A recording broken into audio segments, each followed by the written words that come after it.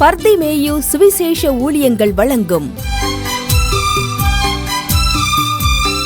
நற்செய்தி நேரம். தேவ செய்தி பாஸ்டர் ஆர். அகஸ்டின். இந்த நாளில் உங்களோடு நான் சொல்லி வருகிறேன், நன்றிய மறக்கக்கூடாது, உபகாரத்தை மறக்கக்கூடாது, ஒரு நாளும் மறந்துடக்கூடாது. எனக்கு அன்பானவர்களே, எசேக்கியா ராஜாவுக்கு செய்த உபகாரத்துக்கு தக்கதாக அவன் வாழ்க்கை நடக்கவே இல்லை. ஏன்னா சனகரி படையெடுத்து வந்தபோது எசேக்கியாவை பார்த்து என்ன கேட்டான்? அவன் மந்திர ஆலோசனை, யுத்தத்துக்கு என்ன மந்திர ஆலோசனை சொல்லுமா? உங்களை கர்த்தரை நம்ப பண்ணுறான், யுத்தத்துக்கு மந்திர ஆலோசனை இல்லைப்பான்னு சொல்லி அனுப்பிச்சான். என் கைக்கு தப்பு வைக்கிறவன் யாருன்னு பார்ப்போன்னு மேட்டிமையோடு வந்தான். ஒரே ஒரு தூதனை அனுப்பி 1,80,000 பேர் என்ன செஞ்சார்? முடித்து போட்டான். அவனுக்கு செய்த நன்மைகள் எத்தனை! ஆனால் அதற்கேற்ற அவனுடைய வாழ்க்கை அமைஞ்சிருந்துச்சா? உங்களுடைய வேதாகமத்தை மறுபடியும் திருப்பிக் கொள்ள 2 நாளாகமத்தில் 32ஆம் அதிகாரத்தில் 25ஆம் வசனத்தை எல்லாரும் தேடி எடுத்துக்குவீங்களா? அப்படி எல்லாரும் எடுக்கிற வரைக்கும், எத்தனை நன்மைகள் எனக்கு செய்தி, எப்படி நன்றி சொல்வேன், நான் எப்படி நன்றி சொல்வேன். எத்தனை நன்மைகள் எனக்கு செய்தி, எப்படி நன்றி சொல்வேன், நான் எப்படி நன்றி சொல்வேன். நன்றி ராஜா, நன்றி ராஜா, நன்றி ராஜா, நன்றி ராஜா, நன்றி ராஜா, நன்றி ராஜா, நன்றி ராஜா, நன்றி ராஜா.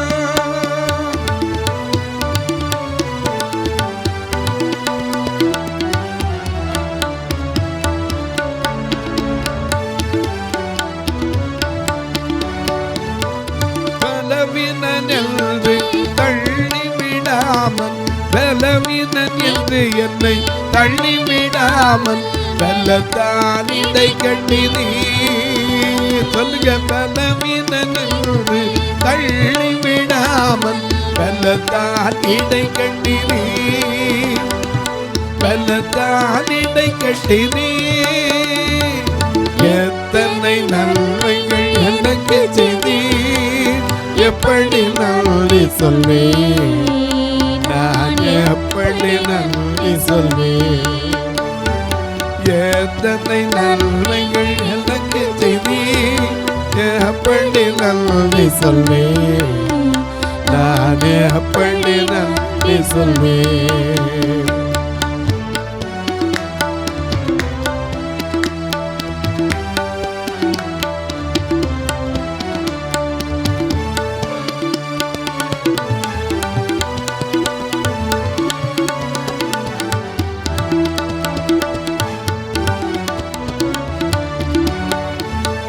தாழ்மையில் கிடந்து தயமாய் நினைத்து, தாழ்மையில் இருந்து தயமாய் நினைத்து, தேவனே உம்மை துதிப்பேன். தாழ்மையில் இருந்து தயமாய் நினைத்து, தேவனே உம்மை துதிப்பேன், தேவனே உம்மை துதிப்பேன். எத்தனை நன்மைகள் எனக்கு செய்தி, எப்படி நன்றி சொல்வேன், நான் எப்படி நன்றி சொல்வேன். எல்லாம் எத்தனை நன்மைகள் எனக்கு செய்தி, எப்படி நன்றி சொல்வேன், நான் எப்படி நன்றி சொல்வேன். நன்றி ராஜா, நன்றி ராஜா, நன்றி ராஜா, நன்றி ராஜா, நன்றி ராஜா, நன்றி ராஜா, நன்றி ராஜா, நன்றி ராஜா. எல்லாம் எடுத்துருப்பீங்க. திரும்ப வாசிக்க சொல்லட்டுமா? 2 நாளாகமம் 32ஆம் அதிகாரம் 25ஆம் வசனம். எசேக்கியா தனக்கு செய்யப்பட்ட உபகாரத்திற்கு தக்கதாய் நடவாமல். நல்லா கவனிங்க, எப்பவும் நன்றியை மறந்துடக்கூடாது, உபகாரத்தை மறக்கக்கூடாது. இந்த எசேக்கியா சாதாரண ஆள் கிடையாது. யூதாவின் ராஜாக்களைப் போல, அந்த யூதாவின் ராஜாக்கள் அவனுக்கு முன்னும் சரி பின்னும் சரி அவனை போல ஒருத்தனும் கிடையாது. அப்படி இருந்தவன் உயிர் செத்து போவேன்னு சொன்ன பிறகும் ஊரே பார்த்து எசேக்கியா பொழைச்சிட்டான் சொல்கிற அளவுக்கு கர்த்தர் அடையாளத்தையே வச்சார். எனக்கு அன்பார்களே, இயேசு கிறிஸ்துவிட்ட போய் கேட்டாங்க, எங்களுக்கு ஒரு அடையாளம் வேணும். உடனே அவர் சொன்னார், இந்த விபச்சார சந்ததியினால் அடையாளத்தை தேடுறாங்க, யோனாவின் அடையாளமே அன்றி வேறொன்றும் கொடுக்கப்படாதுனார். யோனா வீண் வயிற்றில் 3 நாள் இருந்தால், இயேசு கிறிஸ்து கல்லையில் வைக்கப்பட்டு எத்தனை நாள் இருந்தார்? 3 நாள். அதான் யோனாவின் அடையாளம். ஆனால் இங்கே எசேக்கியாவுக்கு ஊரே பார்க்குற அளவுக்கு சூரியனைய காலக்கடிகாரத்தையே பின்னிட்டு திருப்பினார். அவனுக்கு தீராத பிளவை என்று சொல்லப்படுது. தற்காலத்தில் கேன்சர் என்று சொல்லப்படுது. இந்த கேன்சர் நோய்க்கு ஒரு காலத்தில் மருந்தே கிடையாது. ஏன்னா லூயி பாஸ்டருக்கு முன்னாடி வெறி நாய் அடித்தா கூட மருந்து கிடையாது. இப்போ எவ்வளவோ மருத்துவங்கள் வந்திருக்கிறது.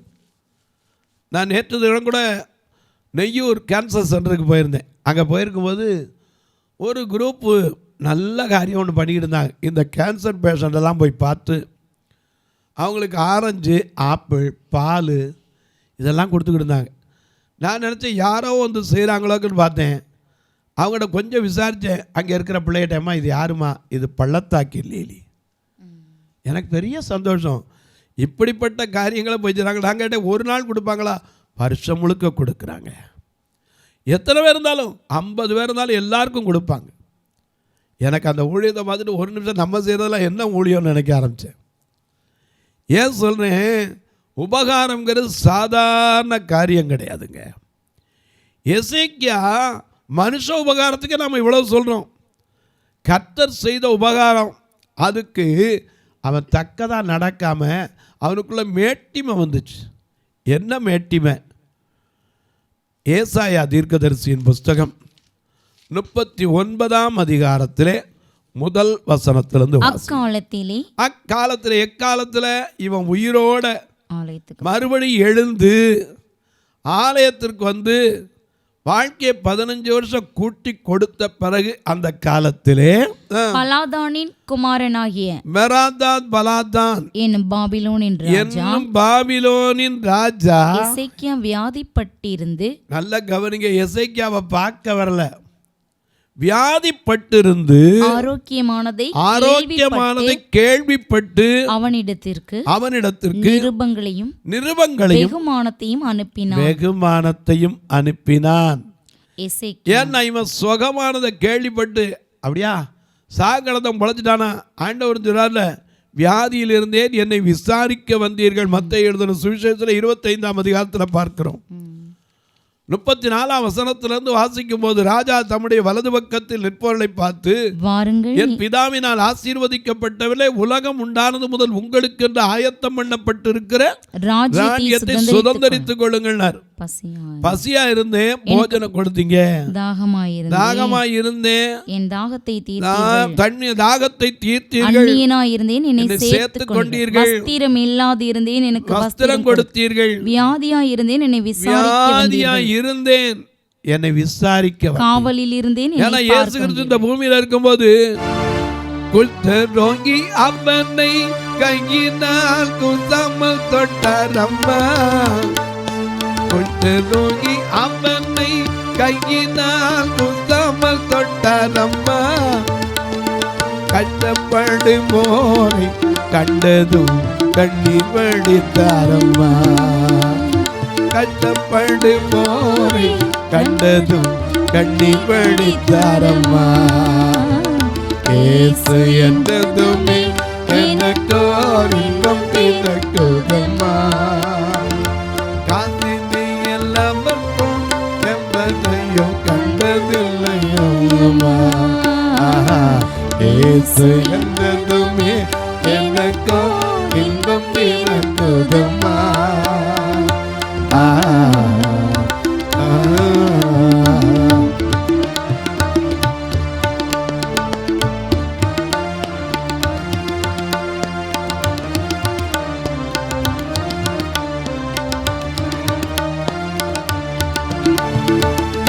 தொடங்கினாலும் பேச்செல்லாம் பேரின்பம் சொட்டுதம்மா. பேச தொடங்கினாலும் பேச்செல்லாம் பேரின்பம் சொட்டுதம்மா. பார்க்க தொடங்கினாலும் பார்வையெல்லாம் பாவியும் நிலையம்மா. பார்க்க தொடங்கினாலும் பார்வையெல்லாம் பாவியும் நிலையம்மா. இயேசு என்றதுமே எனக்கோ இன்பம் பிறக்குதம்மா. காசினியில் அவர் போல் எவரையும் கண்டதில்லையம்மா. இயேசு என்றதுமே எனக்கோ இன்பம் பிறக்குதம்மா.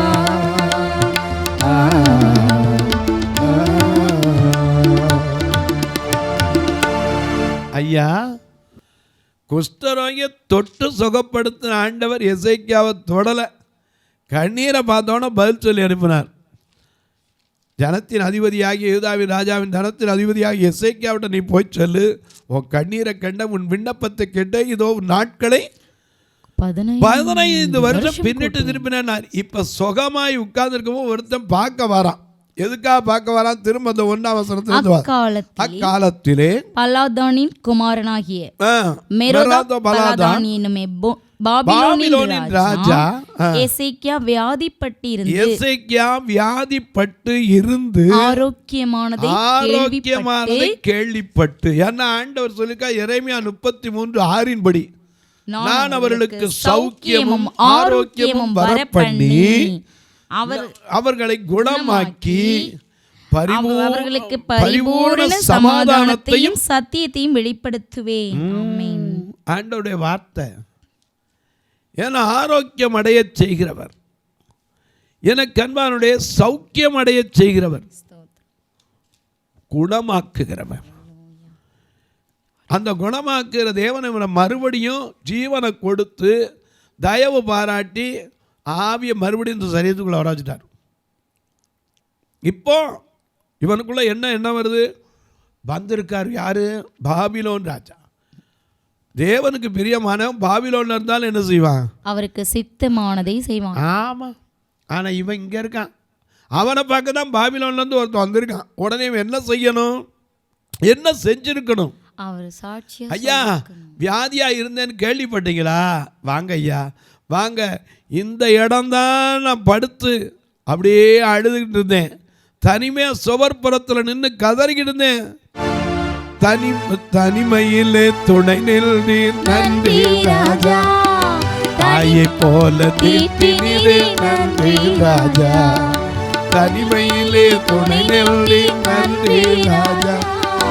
தாயை போல தீட்டினீரே நன்றி ராஜா. நன்றி என்று சொல்லி நாதா நாவாலே துதிக்கிறோம் நாதா. நன்றி என்று சொல்லுகிறோம் நாதா. நாவாலே துதிக்கிறோம் நாதா. நன்றி இயேசு ராஜா. நன்றி இயேசு ராஜா. நன்றி இயேசு ராஜா. நன்றி இயேசு ராஜா. தனிமையின், ஏன்னா அநேக நேரங்களில் தனிமையை குறித்து பாடும். தனிமையின் பாதையில் தகப்பனே உன் தோளில். தனிமையின் பாதையில் தகப்பனே உன் தோளில். சுமந்ததை நான் மறப்பேனோ, சுமந்ததை நான் மறப்பேனோ. எத்தனை அன்பு என்னே, எத்தனை பாசம் என்னே, எத்தனை அன்பு என்னே, எத்தனை பாசம் என்னே. இதற்கு ஈடு என்ன தருவேன்? இதற்கு ஈடு என்ன தருவேன்?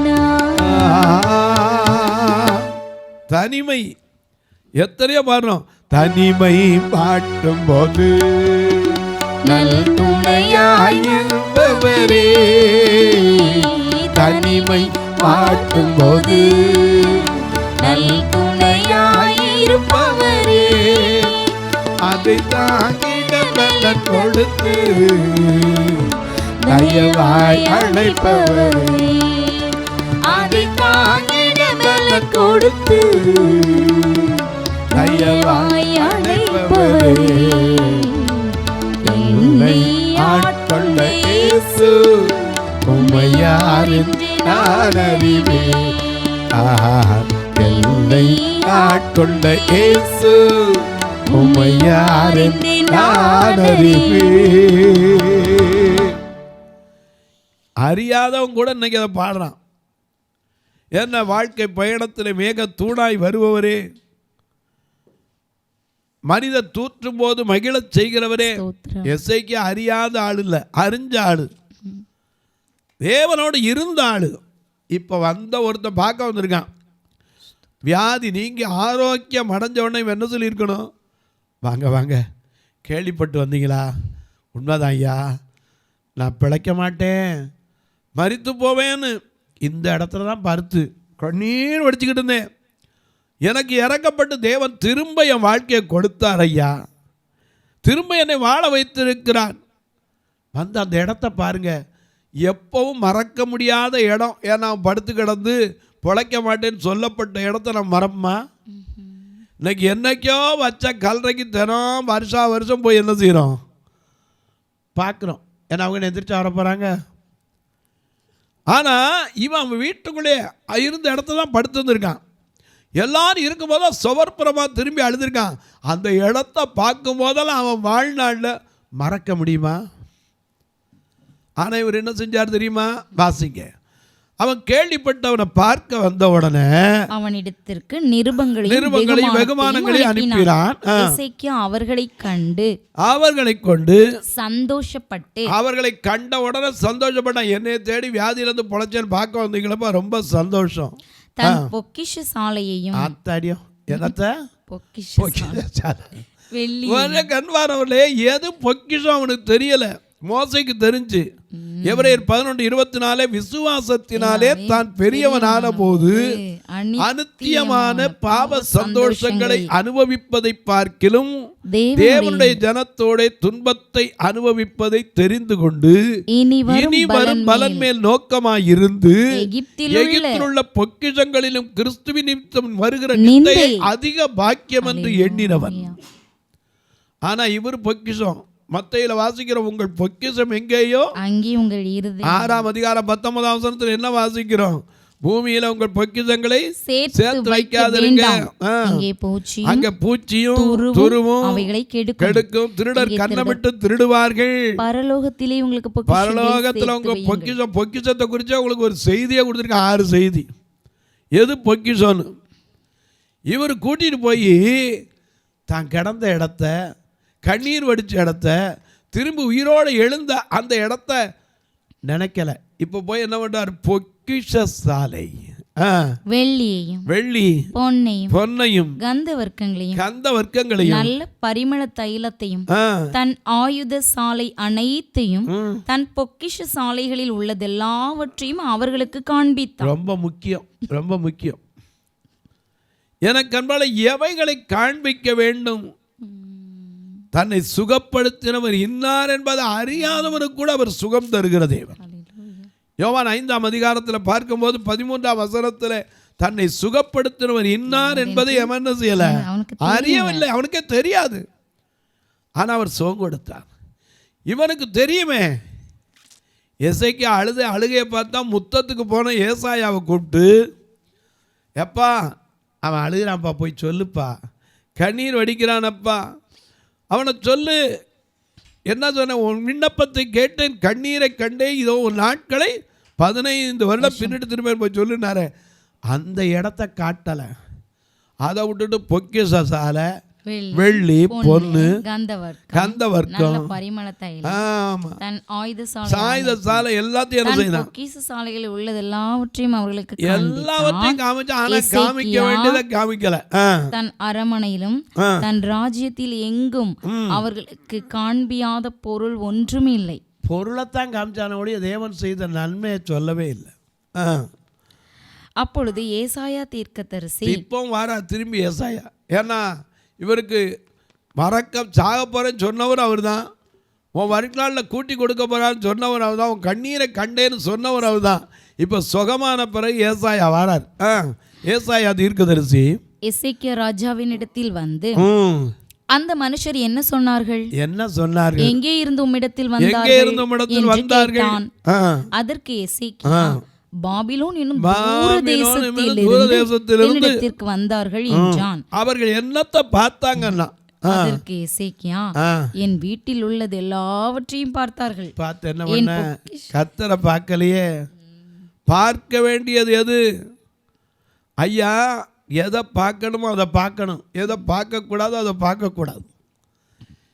ஆனால் இவன் எல்லாத்தையும் காட்டினா தேவன் அவனுக்கு தந்த வாழ்க்கை எப்படி கடந்தான் அந்த நிலையை காட்டலை. அதனால தான் ஆண்டவர் சொல்கிறார் அழகா, என்னத்தப்பா பார்த்தாங்க அப்படின்னு கேட்டார். என்கிட்ட பார்க்காது எதுவுமே இல்லையா, எல்லாத்தையும் பார்த்தான். எனக்கு கண்பானுடைய ஆண்டவருடைய பார்வை வேறு. அவர் யாரை பார்க்கிறார்? நொறுக்கப்பட்ட, ஐயா காயப்பட்ட இருதயங்களை காயம் கட்டுறதான் வந்தார். துதிக்கு பதிலாக ஆனந்த தைலத்தை கொடுக்கத்தான் வந்தார். சாம்பலுக்கு பதிலாக சிங்காரத்தை கொடுக்கத்தான் வந்தார். அவர் நீதியின் விருட்சமாக இந்த பூமிக்கு வந்தார். அப்படி வந்திருந்ததை இப்போ கேட்டு அனுப்புகிறாரு. அவங்க என்னத்தை பார்த்தாங்க? வந்திருந்தவன் யாரு? நீ என்னத்தை காமிச்ச? என்ன சொன்னாங்க?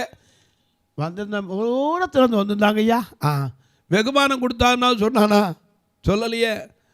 என்கிட்ட பார்க்காது ஒண்ணுமே இல்லைன்னா அதுக்கு ஏசாயா என்ன பதில் சொல்றாரு பார்ப்போம். அப்பொழுது ஏசாயா எசேக்கியாவை நோக்கி, சேனைகளுடைய கர்த்தரின் வார்த்தையை கேளும். நீ மற்ற சொன்னதெல்லாம் விடும், சேனைகளுடைய கர்த்தர் சொன்ன வார்த்தையை கேளும். இதோ நாட்கள் வரும், அப்பொழுது உன் வீட்டில் உள்ளதிலும் உன் பிதாக்கள் இந்நாள் வரைக்கும் சேர்த்ததிலும் ஒன்று மீதியாய் வைக்கப்படாமல் எல்லாம் பாபிலோனுக்கு கொண்டு போகப்படும்.